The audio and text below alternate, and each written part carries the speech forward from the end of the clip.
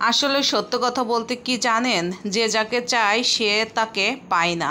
আমার মনে অনেক স্বপ্ন ছিল, আমি যাকে বিয়ে করব তার ভালো মন্দ সুখ দুঃখ ভাগাভাগি করে নেব এবং বোঝারও চেষ্টা করব, বুঝবো।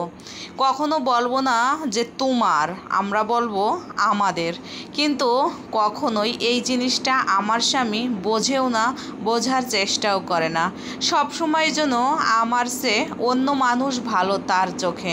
কিছুর সাথে তুলনা করতে গেলে বা কোনো কিছুর সাথে কথা বলতে গেলে আমাকে সেখানে তুলনা করে।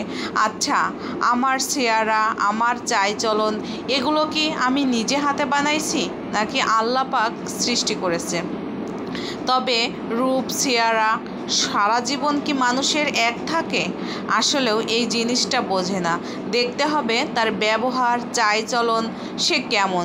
আমি আমার স্বামীকে কতটা ভালোবাসি, কতটা টেক কেয়ার করি, তার মা বাবাকে কতটা সম্মান করি, তাকে কতটা ভালোবাসি, তার সম্মান নিয়ে কতটা আমি ভাবি, এই জিনিসটাই তো আমার স্বামী বুঝবে, তাই না? কিন্তু আমার স্বামী দেখে কি জানেন, ওই যে চকচকে সিটি গোল্ডের জিনিস কিন্তু চকচক করে, কিন্তু গোল্ডের জিনিস কিছুদিন ব্যবহার করার পরে ফেলে দিতে হয়।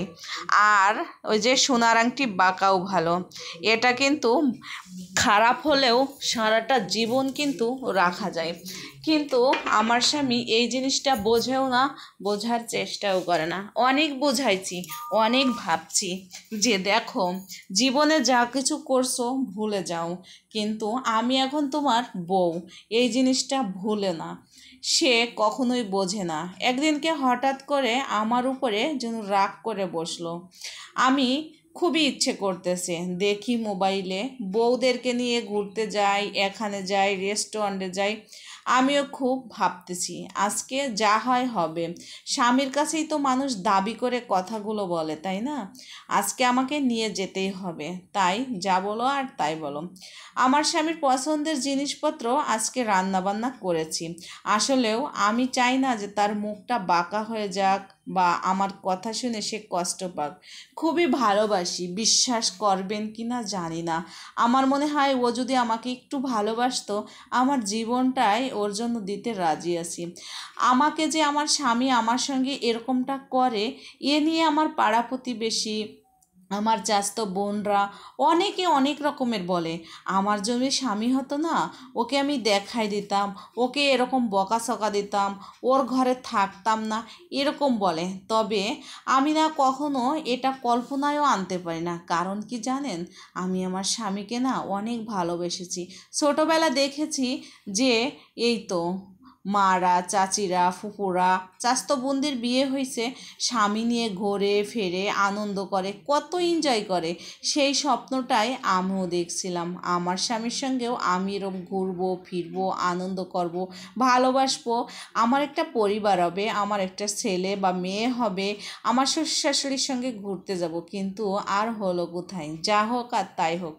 ওই দিনকে আমি আমার স্বামীর পছন্দ মতন রান্নাবান্না করেছি। আর আমি চাই না যে ওর মুখটা কাজু বাজু হোক। আমি ওই দিনকে অনেক সুন্দর করে সাজিয়েছি। আজকে আমি যদি বলি হ্যাঁ আমাকে নিয়ে যাব, যেন সে না না বলতে পারে। আমার মুখের দিক তাকায় যেন সে বইয়ের স্বীকৃতি আমাকে দেয়। যাই হোক, অফিস থেকে আসার পরে আমি আমার স্বামীকে পছন্দের খাবারগুলো সামনে নিয়ে দিলাম, সাজুগুজু করে করলাম। কিন্তু আমার স্বামী জানেন, এক নজর একবারও আমার দিকে তাকায়ও দেখলো না।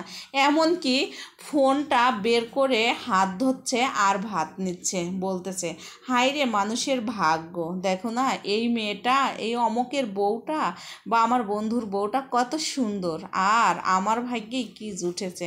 আপনারা বলেন, আমার চেহারা খারাপ হতে পারে, তবে দেখে শুনেই তো আনছো।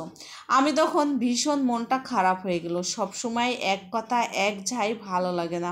তাই আমি বললাম, তবে কেন আমাকে বিয়ে করে আনলে? কিস জন্য আনছিলে?